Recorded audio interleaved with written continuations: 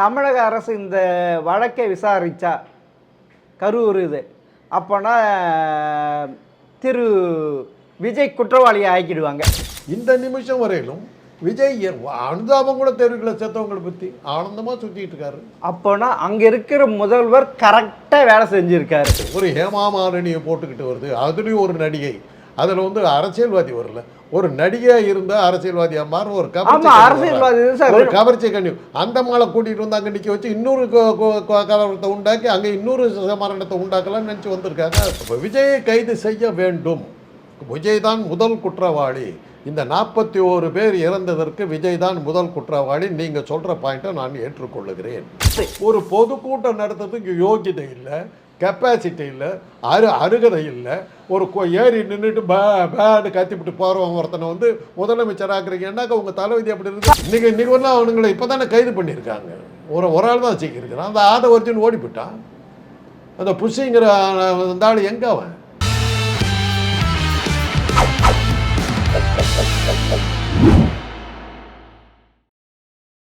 GeM TV நேயர்களுக்கு வணக்கம். அரசியல் ஆடுகள பகுதியில் அரசியல் ஆலோசகர் டாக்டர் காந்தராஜ் அவர்கள் சந்திப்பார். வணக்கம் சார். வணக்கம். இன்னைக்கு திரு ஸ்டாலின் அவர்களுக்கு பெரும் மூச்சு கிடைச்சிருக்கு சார். அதாவது கரூர் கலவரத்தை சிபிஐ விசாரிக்க உயர்நீதிமன்றம் அனுமதி தரல சார். ஸ்டாலினுக்கு இப்போ தான் கெட்ட நேரம்னு நான் சொல்லுவேன். இப்போ தான் கெட்ட நேரம்னு சொல்லுவேன். சிபிஐ கிட்ட கொடுத்தா இன்னும் ஒரு 50 வருஷத்துக்கு இந்த கேஸை பற்றி கவலைப்பட வேண்டியது இல்லையே. எந்த கேஸ் சார் சிபிஐ கண்டுபிடிச்சிருக்கு சொல்லுங்கள்? சாத்தாங்குளம் கண்டுபிடிச்சதா? ஸ்டெர்லைட் ஆலைக்கு தீர்ப்புக்கு வந்ததா? இல்லை பொள்ளாச்சி பாலியல் வழக்குக்கு வந்ததா? கொடநாடு எஸ்டேட்டு வழக்கு ஏதாவது தீர்வு வந்தது? எல்லாம் 10 வருஷமாக இருக்குது சார், பத்திரமா இருக்குது சார். சிபிஐ கிட்ட போயிருந்தேன்னா விஜய் தப்பிச்சுக்கிட்டு இருப்பார். ஸ்டாலினுக்கு இப்போ தான் ஸ்டாலினுக்கு தலைவலி வந்துருச்சு. ஸ்டாலினே கவனிக்க வேண்டியதாக போயிடுச்சு. அப்படிங்களா? ஆமாம், சிபிஐக்கு விட்டுருந்தாக்கா பிரச்சனை தீர்ந்து போயிருக்குமே. ஆமாம் சார், நீங்கள் சொல்கிறதும் அப்படி மறந்து போய் எல்லாம் இதாக இன்னும் நம்ம பேரம் பேத்தி அதுக்கப்புறம் கூட வரலாற்றில் வரும். ஒரு 100 ஆண்டுகளுக்கு முன்னால் இது போல் ஒரு சம்பவம் நடந்ததாகவும் அதை சிபிஐ கிட்ட விட்டதாகவும் இதுவரையில் கண்டுபிடிக்கவில்லை என்பதாகவும் தகவல் தெரிகிறதுன்னு ஒரு 100 வருஷத்துக்கு அப்புறம் காலப்பட்டகம் எதாக இருந்து அதை எடுத்து ஓப்பன் பண்ணி டைம் கேப்சூல் இருந்து பார்த்து கண்டுபிடிச்சா தான் விட்டு.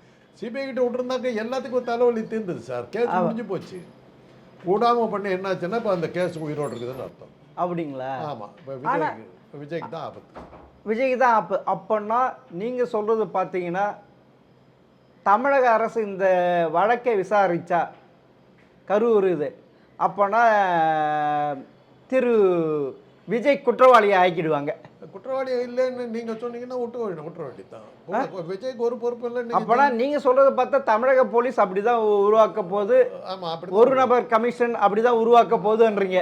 இதில் என்ன இருக்குது? இப்போ ஒரு ஆந்திராவில் புஷ்பான்னு ஒரு படம் ரிலீஸ் ஆச்சு. அந்த படத்தினுடைய ஹீரோ வர்றாருன்னு எவனை கிளப்பி விட்டான்.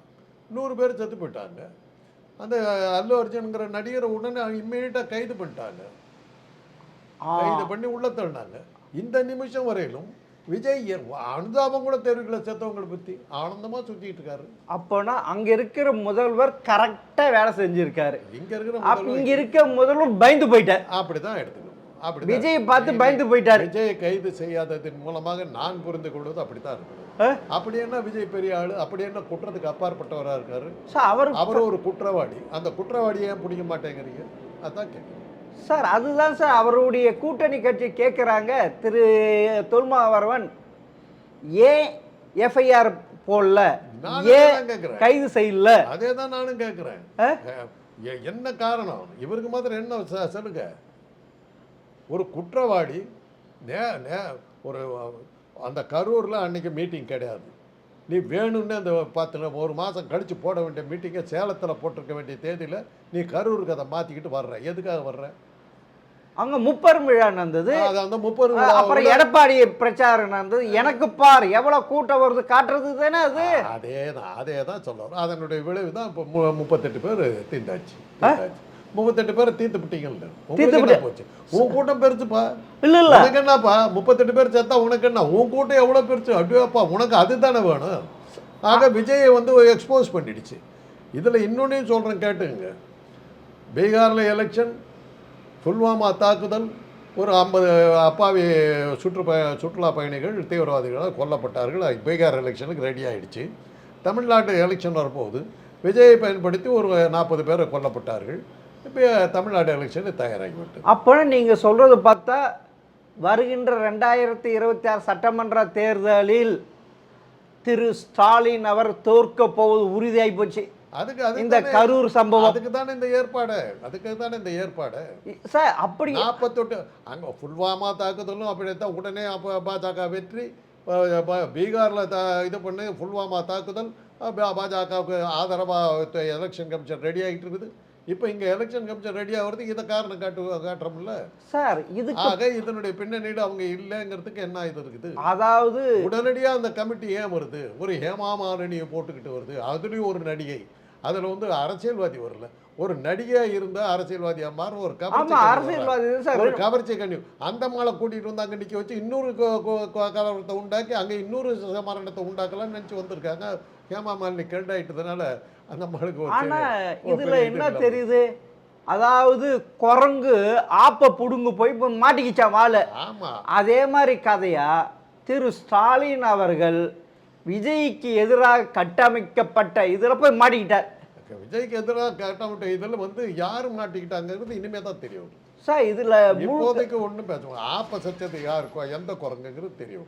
ஆப்ப புடுங்க போய் மாட்டிக்கிச்சா. ஆப்ப சச்சது அமித்ஷாவா ஸ்டாலினான்னு போக போகுது. அதே மாதிரி இப்போ பார்த்தா இவர் ஒரு செட் பண்ணாரு எதுவும் சொல்கிறாங்க.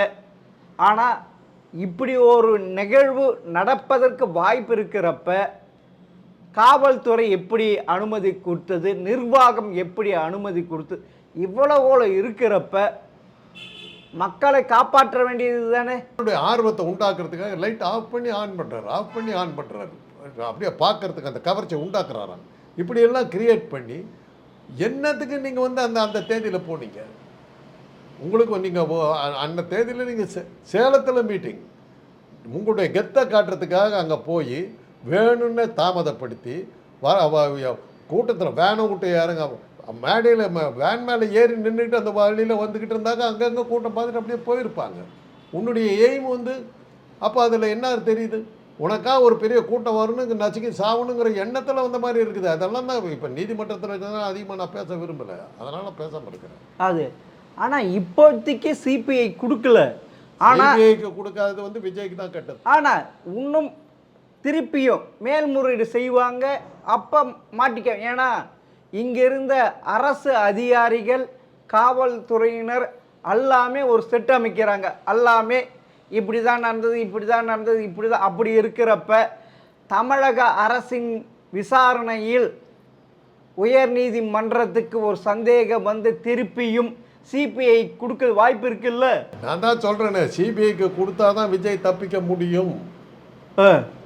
இப்போ தமிழ்நாட்டுக்கிட்ட கொடுத்ததுனால அதை இப்போ இவ்வளோ நாள் ஸ்டாலின் அமைதியாக இருக்கிறார். அவரை கைது பண்ணாமல் பேசாமல் இருக்கிறாரு சார். ஏதோ பயந்தோ தைரியத்திலையோ எதுலையோ இருக்கார். உங்கள் இது பிரகாரம் உங்கள் இஷ்ட பிரகாரம் நீங்கள் இன்டர்பிரேட் பண்ணிங்க. எனக்கு ஆட்சேபணம் இல்லை. அவரை கைது பண்ணாமல் இருக்கிறாங்க. இப்போ நீங்கள் சொல்கிறதன் மூலமாக சிபிஐக்கு போகாமல் தமிழ்நாடு போலீஸ் இது பண்ணிச்சுன்னா இது நியாயமாக ஆந்திரா போலீஸ் உடனே அல்லு அர்ஜுனை கைது பண்ணி உள்ள தள்ளி. ஆமாம் சார், அங்கே இருக்க முதல்வர் கரெக்டாக செஞ்சிருக்கேன் சார். இப்போ வரலாம், அதுதான் கேட்குறேன். அங்கே இருக்க முதல்வர் கரெக்டாக செஞ்சிருக்காருல்ல. தமிழ்நாடு அரசு விஜயை கைது செய்யவில்லைங்கிறதா என் கேள்வி. ஏன்னா பெரிய கலவரம் நடக்கும், பெரிய பூகம்பம் வெடிக்கும், ஓட்டு தமிழகமே கொதிச்சு போயிடும், எங்கும் பஸ் எதுவுமே ஓடாது, காத்தே வீசாது, மக்களே சுவாசிக்க முடியாத அளவுக்கு போயிடும். அவ்வளவு கலவரத்தை உண்டாக்குறதுக்கு தயாரா இருக்கீங்க நீங்களே இல்ல அப்படி அப்படி உருவாயிடுமோன்ட்டு பெரிய கலவரத்துக்கு நீங்க தயாரா இருக்கீங்க. அப்படி இல்ல, ஒரு படத்துக்கு 150 கோடி ரூபாய் வாங்குற ஒரு ஆள் பெரிய செலவு பண்ணியிருக்காருன்னு தெரியுது. ஆக நீங்க கேட்கிற அதே கேள்வி தான். அதுதான் உங்களுக்கு தேர்தல் தான் வேணும், தேர்தல் வெற்றி தான் வேணும். அது எதுவாக இருக்கட்டும், அது என்ன காரணம் வேணாலும் நீங்க சொல்லுவீங்க. விஜயை கைது செய்யாததுக்கு தவறு, அவ்வளவுதான். நீங்க உங்க பாயிண்ட்ல தான் நான் நினைக்கிறேன். ஆமா, உங்களுக்கு முழு ஆதரவு, உங்க டிவிக்கு நான் முழு ஆதரவு. உண்மையிலே செய்ய வேண்டும். உண்மையிலே இப்ப பாத்தீங்கன்னா இந்த கலவரம் நடந்த பிறகு, கரூர் கலவரம் நடந்த பிறகு இன்னும் விஜய்க்கு இன்னும் புகழ் கூடுது, மதிப்பு கூடுது, ஆதரவு கூடுது. ஆனால் அதை எதிர்பார்த்து காத்து கொண்டு இருந்தவருக்கு அல்வா கிடைச்சி சார், அல்வா கிடைச்சிச்சு. ஆளுகின்ற அரசாங்கத்தின் மீது கோபப்படுறாங்க சார் பொதுமக்கள். அப்போ பார்க்குறோமே நாங்கள் ரெண்டையும் தான் நாங்கள் பார்க்குறோமே. கோவப்படுறவங்க யார் கோவப்படுறாங்க, யார் ஆமாம் கோவம் தான் படுறாங்க. கைது பண்ணலன்னு கோவப்படுறவங்க 10,000 பேர் இருக்காங்க. ஐயோ இப்படி ஆகி போச்சே, ஸ்டாலின் நடவடிக்கை எடுக்கக்கூடாதுன்னு பயப்பட்டு ஒரு கூட்டம் இருக்குது, உங்கள் மாதிரி ஒரு கூட்டம் அதுவும் இருக்குது. ஆனால் நான் உங்கள் சைடில் நிற்கிறேன். நான் இப்போ விஜயை கைது செய்ய வேண்டும். விஜய் தான் முதல் குற்றவாளி. இந்த 41 பேர் இறந்ததற்கு விஜய் தான் முதல் குற்றவாளி. நீங்கள் சொல்கிற பாயிண்ட்டை நான் ஏற்றுக்கொள்ளுகிறேன். அப்போனா உங்களுக்கு தேர்தல் வெற்றி வேணும், அதெல்லாம் இன்னும் 6 மாசத்துல ஒன்று, அதனால இன்னும் அவருக்கு இன்னும் புகழ் ஆதரவு கூடி பயந்து தானே போயிட்டீங்க. அப்போ ஆமாங்க, உங்கள் இது பிரகாரம் ஒரு கூட்டத்தை கூட நடத்த தெரியாத ஒரு ஒரு இதுக்கு லாயக்கு இல்லாத ஒரு ஆசாமி தான் இப்போ முதலமைச்சராக வருவான்னு நீங்கள் சொல்கிறீங்கன்னா ஏற்றுக்கிட்டு போக வேண்டியதான். சரி, ஒரு பொதுக்கூட்டம் நடத்துறதுக்கு யோகியதை இல்லை, கெப்பாசிட்டி இல்லை, அருகதை இல்லை. ஒரு ஏறி நின்றுட்டு பேடு கத்திவிட்டு போகிறவங்க ஒருத்தனை வந்து முதலமைச்சராக்குறீங்கன்னாக்கா உங்கள் தலைவிதி அப்படி இருக்குது. அவரை பார்க்க தான் இவ்வளவு கூட்டம் வருது இல்லை, வேடிக்கை பார்க்க வருது. தேர்வு திருவிழாவுக்கு வருதுங்க. கும்பமேளாவில் 100 பேர் செத்தான். ஒரு உத்தரப்பிரதேசத்தில் ஒரு சாமியார் வந்து கூட்டம் நடத்தினா 300 பேர் செத்தாங்க. இன்னொரு கதையை சொல்கிறேன் கேளுங்க. சமீபத்தில் வந்து ஒரு தகவல், ஆட்டுக்கார அலமேலுன்னு ஒரு படம் வந்தது அந்த காலத்தில். உங்களுக்கு தெரியுமா என்னமே தெரியாது. அந்த ஆடு தான் ஹீரோ படத்தில். பிச்சு உதறும்.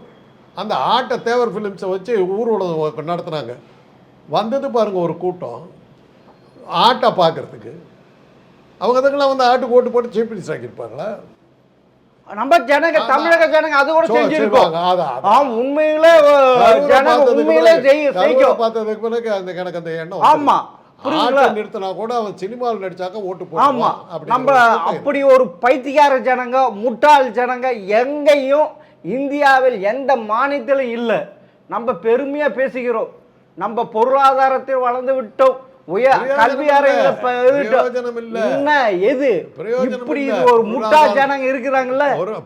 கல்வியில் சிறந்த தமிழ்நாடுங்கிறதுல அர்த்தமே இல்லை. எங்க இருக்குது ஒரு வேடிக்கை பார்க்கறதுக்கு ஒரு நடிகை ஒருத்தர், அது சொல்ல போனா ஒரு நடிகத்துல கூட அந்த குஷி படத்துல ஜோதிகா கிட்ட நிக்க கூட அருகதை இல்லாமல் ஓடின ஒரு ஆடு, ஃப்ரெண்ட்ஸ் படத்துல சூர்யா கிட்ட தோத்து ஓடின ஒரு ஆடு, சர்க்கார் படத்தில் வரலட்சுமிங்கிற நடிகை முன்னாடி நிற்கிறது கூட யோகிதை இல்லாத ஒரு காணாமல் போன ஒரு நடிகனுக்கு பின்னாடி இவ்வளோ கூட்டம் வருதுன்னா இந்த ஜனங்களுக்கு அவங்க வச்சுக்கிட்டு. இப்போ நான் சொல்கிறேன், இந்த கரூர் கலவரம் நடந்த பிறகு இப்போ விஜய் நடித்த நீங்கள் சொன்னீங்களே குஷி படம் ரிலீஸ் ஆயிருக்கு சார், அதுக்கு அவ்வளவு கூட்டம் போகுது சார், போய் பாக்குறாங்க சார். ஜோதிகாவுக்கு அந்த கூட்டம் சார், அது ஜோதிகா பாக்கிறதுக்கு அந்த கூட்டமா விஜய்க்கு கிடையாது. மேகம் கருக்குது மேகம் சிவக்குது அந்த பாட்டுக்கு ஓடிச்சு சார் அந்த படம். இல்ல இப்ப 2வது வாட்டி ரிலீஸ் பண்ணிருக்காங்க, அது பாக்கிறதுக்கு வந்திருக்காங்க. அந்த பாட்டை பாக்கிறதுக்கு தான் போறாங்க. ஜோதிகா விஜய் கோசம் போலியா? இடுப்பண்ணி பார்த்தேன், இடுப்பண்ணி பார்த்தேன் போது இந்த ஆளு பார்த்து முடிச்சுக்கிட்டு நிப்பான். இந்த ஆளு நடிக்கிறதுக்கு தெரியாம அப்படியா? ஓ பாப்பு பாப்புங்கிற பாட்டுல வாயாச்சுக்கிறதுக்கு தெரியாம நிற்பான். அந்த ஆளு பேந்த முடிச்சுக்கிட்டு நிற்பான். அந்த அந்த நடிகரை பார்க்கறதுக்கு போகிறாங்க. குஷி படம் ஏன் ஓடிச்சு, கில்லி படம் ஏன் ஓடிச்சு, கில்லி படம் பிரகாஷ்ராஜ் திரிஷாவுக்காக ஓடிச்சு, பிரகாஷ்ராஜ் செல்லம் அப்படிங்கிறதுக்கு தான் ஓடிச்சு.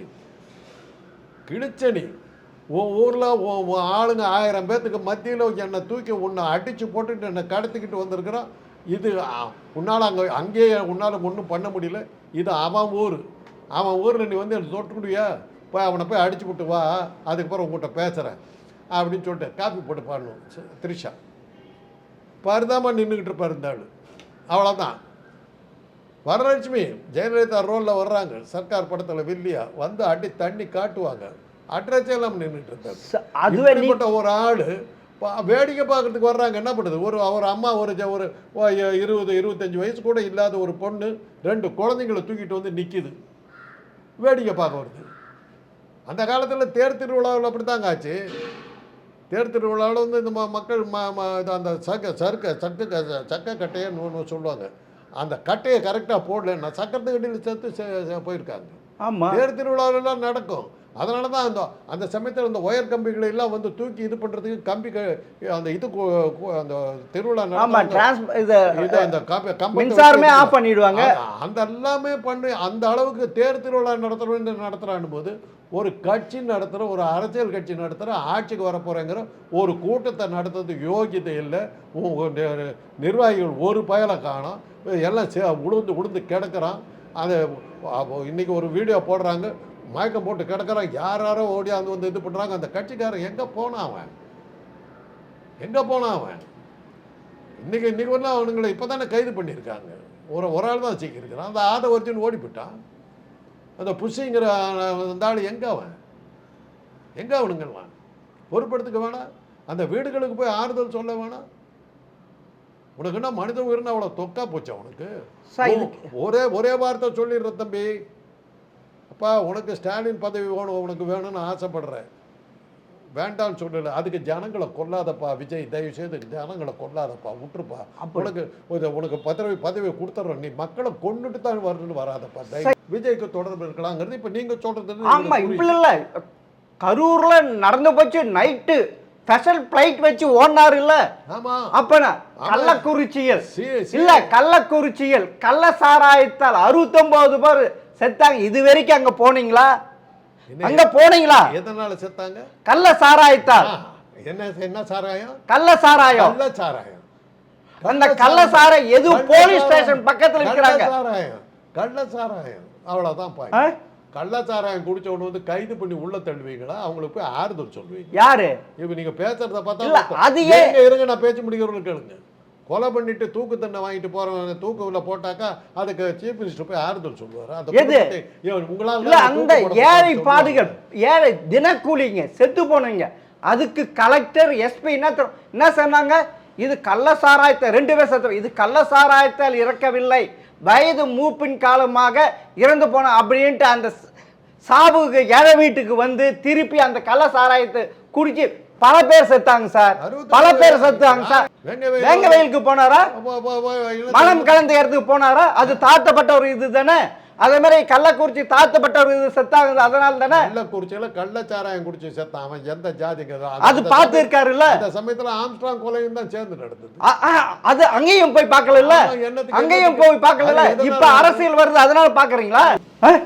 பொய் எப்பவுமே உங்களாட்ட சத்தம் போட்டுக்கிட்டு தான் வரும், உண்மை எப்பவும் நிதானமா தான் வரும். கள்ளக்குறிச்சி ஆம்ஸ்ட்ராங் கொலைக்கும் அரசுக்கு என்ன சம்பந்தம்? அவங்க பங்காளிங்களை அடிச்சுக்கிட்ட சண்டை, அவங்க கட்சிக்குள்ளார அடிச்சுக்கிட்ட சண்டை. ரஞ்சித்துங்கிற ஒரு சினிமா டைரக்டர் ஊர்வலம்லாம் போனார், ஆம்ஸ்ட்ராங் கொலைக்கு நியாயம் வேணும்னு கத்திக்கிட்டு போனாங்களே, அதுக்கப்புறம் தான் தெரிஞ்சு அவங்களுக்குள்ளார அடிச்சுக்கிட்டாங்கன்னு தெரிஞ்சப்பறம் வாய முடியும். அங்கே தானே நடந்தது. மணிப்பூர் நடந்தது, அங்கே என்ன நடந்தது? பீகார்ல நடந்தது, அங்கே என்ன பண்ணி சார்? கேரளாவில் இறந்தாங்களா? அப்போ என்ன பண்ணீங்க? எந்த ஊருக்கு போனீங்க நீங்க? இல்ல முதல்வர் இப்படி எல்லாம் கிரிக்கெட் மேட்ச்ல விக்டரி டிராபி வாங்குறதுக்கு போன இடத்துல 100 பேர் செத்தாங்க மைசூர். சரி, இந்த என்ன பண்ணீங்க? இல்ல இங்க சரி கரூர்ல செத்து போனவங்க நான் கேக்குறேன், மேட்ச்ல ஜெயிச்சவன பாக்கிறதுக்கு போய் 100 பேர் சாவறாங்க சார். கரூர் அங்க வந்து பெஞ்சா இல்ல கரூர்ல இறந்து போன அவங்கள பார்க்க வந்தாரு துணை முதல்வர் உதயநிதி. ஆனா நைட்டோட நைட் எங்க போனாரு? சந்தோஷமா இருக்குது துபாய்க்கு ஓடினார் சார். எங்க போனாரு? துபாய்க்கு போனார் சார். வீட்டுல போய் முடங்கிட்டார் சார். வீட்டுல போய் முடங்கிட்டாரு. சாவுக்கு காரணமா இருந்த விஜய் எங்க வந்தான்? அவர் வீட்டுல போய் முடங்கிட்டார் சார். முடங்கிட்டாரு. யாரோ சொல்றாங்க அது எந்த வீட்டுக்கு போனாருன்னு அப்புறம் சொல்றாங்க பட்டப்பாக்கத்துல இருக்கிற வீட்டுக்கு போனாங்க. பட்டப்பாக்கத்துல யார் இருக்காங்க? ஏன் அந்த சொந்த வீட்டுக்கு போகாம எந்த பட்டப்பாக்கத்துல இருக்கிற வீட்டுக்கு ஏன் ஓடினாரு? 3 நாளா என்ன பண்ணிட்டு இருந்தாரு? இது உண்மையிலே இந்த அரசாங்கம் ஒரு பொதுமக்கள் மேல அக்கறையோ இருக்கிறவனா இருந்தாக்கா ஒரு அதை செத்து போனவர்களுக்கா ஒரு வார்த்தை தயவு செய்து ஒரு 150 கோடி ரூபாய் ஒரு படத்துக்கு வாங்குறியப்பா, 40 பேர் தான் செத்துறாங்க, 40 கோடி ரூபாய் கொடுத்துருக்கலாம் இல்ல? அப்படியே காசை அமைக்க பத்திரமா எடுத்துட்டு போயிட்டீங்க. நீங்க இப்படி அவரை அரஸ்ட் பண்ணி உண்மையிலே வேடிக்கை பார்க்க வந்து ஊரட்சிக்கு தானே செத்தான். அவனுக்கு கூட அதை யாரு உருவாக்கினது? அதை யாரு உருவாக்கினது? யாரு? கரூர்ல யாரு இருக்கா? நான் சொல்ல மக்கள் பேசுறாங்க. அதைத்தான் கேட்கறாங்க, மக்களை தான் கேட்கறாங்க. மக்கள் பேசுறாங்க. செந்தில் பாலாஜியை பார்த்துட்டு நான் செந்தில் பாலாஜி நான் சொல்ல, மக்கள் பேசுறாங்க. நான் தைரியமா தியாகி யாரோ இருக்கிறாங்களா? தைரியமா சொல்றேன், செந்தில் பாலாஜிக்கு போட்டியா நீ போனாங்க. என்னத்துக்கு சேலத்துல மீட்டிங் டேட்டை கொடுத்துட்டு கரூருக்கு ஏன் போன? நீ இந்த கொலைகள் நடக்கணுங்கிறதுக்காக போயிருக்க, பிளான் பண்ணி போயிருக்க. அப்பனா செந்தில் பாலாஜி மேல பழி போடணுங்கிறதுக்காக போனேன்னு தான் மக்கள் பேசி. சாரி, இவ்வளவு கூட்டம் வந்துருச்சு, எல்லாமே சேர்ந்துருச்சு. அங்க இருக்க இன்ஸ்பெக்டர் தடுத்து நிறுத்துற ஐயா. அந்த இன்ஸ்பெக்டர் வந்து நிற்கிறதா உங்க மாதிரி ஒரு ஊடகக்காரர் வந்து மைக்க போட்டு அந்த இன்ஸ்பெக்டர் தொந்தரவு பண்றான். தடுத்து இருக்காங்கல்ல, தடுத்து இருக்கலாம்ல சொல்றாங்க. அவங்க எவ்வளவு பெரம்பலூர்ல இதே மாதிரி கூட்டம் சேர்ந்து வச்சு அவரு கத்திட்டீங்க.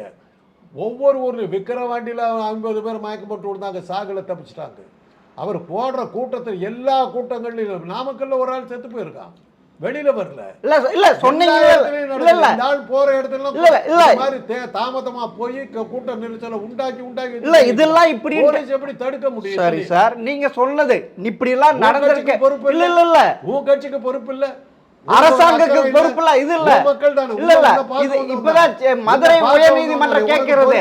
உனக்கு பொறுப்பு இல்ல, அரசுக்கு கேட்குது. உனக்கு பொறுப்பு இல்லையா? யாருக்கு? அரசு மேல அரசு அனுமதி கொடுத்து இந்த இடம் சின்ன இடம், நான் மீட்டிங் நடத்த மாட்டேன், எனக்கு பெரிய இடம் கொடு, மக்களுக்கு ஆபத்து, முடியாதுன்னு சொல்லிட்டு போக வேண்டியதானே. ஏன் நடத்தின கொல்லணும்ன்ற வெறி உனக்கு சார்? அந்த அரசியல் சார் அங்க இருக்க தெரியும் சார். அந்த இது உங்க பாயிண்ட், அந்த வேலுசாமி பாயிண்ட் கோழி கழுத்து மாதிரி சார். அவ்வளவு அப்படி இருக்கிற இடத்துல எப்படி பர்மிஷன் கொடுத்தாங்க அரசாங்கம்? பர்மிஷன் நிர்வாகம் எப்படி கொடுத்தது? காவல்துறை எப்படி அனுமதி கொடுத்தது? ரைட் சொல்லிட்டீங்கல்ல, நான் பேசலாமா? பேசுங்க. அனுமதி கொடுத்தாங்க. பெரிய மகான் அவதார புருஷன், உனக்கு தெரியாது அந்த இடம் அவ்வளவு மோசமா இருக்குதுன்னு ஏன் மீட்டிங் நடத்தின? அரசாங்கம் உன்னை மாட்டி விடுறதுக்காக அந்த இடத்த கொடுக்குது, அதை கூட புரிஞ்சுக்காத ஒரு அறிவு கட்ட தற்கூரி நீ போய் மீட்டிங் நடத்தி கொண்டுபிட்டு வந்துட்ட. இப்ப சவால் புத்தி இல்லையே இதை கண்டுபிடிக்கிறது கூட உனக்கு சுய புத்தி இல்லை, சொல் புத்தியை கேட்டுக்கிட்டு வந்து கதை பேசிக்கிட்டு இருக்கிற இப்படிப்பட்ட ஒரு ஆள் நீ ஒரு தலைவனா? நீ ஊரு என்ன ஊருன்னா சொல்லிவிட்டு பேசிக்கிட்டு போறிய, அந்த ஊர்ல அவரை எதிர்த்துக்கு நிக்க முடியாம கடைசியில யாராச்சு உன்னை பார்க்க வந்த 41 பேரை கொண்டு விட்டு போய் பட்டண பாக்கத்துல போய் ஒளிஞ்சுக்கிட்ட 4 நாள் தலையை காட்டு. ஆளுகின்ற அரசாங்கம் மக்கள் மீது கவன செலுத்தல, உயிர் மீது இது இருக்குல்ல, இப்படி எல்லாம் இருக்கு. கோர்ட் கேட்டு இருக்கு சார், கோர்ட் கேட்டு இருக்கு சார். மக்கள் உயிர் தான் முக்கியம். உங்க அரசுக்கு இதனுடைய இது பிரகாரம் அந்த சேனலுக்கு நான் முழு ஆதரவு கொடுக்கிறேன். விஜயை கைது செய்ய வேண்டும், விஜய் தான் முதல் குற்றவாளி, கைது செய்யப்பட வேண்டும். ஸ்டாலின் இந்த விஷயத்தில் பயந்து நடுங்கிறதோ தேர்தலை நினைச்சுக்கொண்டோ விட்டு கொடுப்பது தவறு. இவர் மீது நடவடிக்கை எடுக்கவில்லைன்னா போற வர்ற நடிகெல்லாம் வந்து இப்படி தான் கொண்டு விட்டு போவான், தமிழ்நாட்டு மக்களுக்கு பெரிய ஆபத்தாக போயிடும். இப்போ ஸ்டாலின் இதை முளையிலேயே கிள்ளி எறியணும். முதல்ல இந்த ஆளை நீங்கள் கைது பண்ணி சரியான முறையில் தண்டனை வாங்கி கொடுத்தாலுடைய இது பார்த்து இந்த நடிகர்கள் கூட்டம் வந்து இந்த அட்டகாசம் பட்டதெல்லாம் நிறுத்தவே முடியாது. அதை இப்போ நீங்கள் பண்ணுங்க சார். நீங்கள் சொல்கிறது அரசாங்கம் காதுகளுக்கு கேட்குதா என்று பார்ப்போம். ஜெம் டிவி வழியாக அந்த செய்தியை நான் அரசாங்கத்தை சொல்லுகிறேன். நடிகர்களுக்கு இந்த விஜய் மீது எடுக்கின்ற நடவடிக்கை இனிமேல் அரசியலை பார்த்து கொண்டு வேடிக்கை காட்டிக்கொண்டு எந்த கொள்கை லட்சியம் எதுவுமே இல்லாமல் மக்களை பற்றி அக்கறை இல்லாத ஒரு நடிகர் கூட்டம் அதை அவர்கள் வருவதை தடுப்பதற்கு நீங்கள் விஜய் மீது எடுக்கக்கூடிய ஒரு நடவடிக்கை ஒரு பாடமாக அமைய வேண்டும் என்பதை நான் ஆமாம் என்று. சரி சார், பார்க்கலாம் சார். மிக்க நன்றி சார்.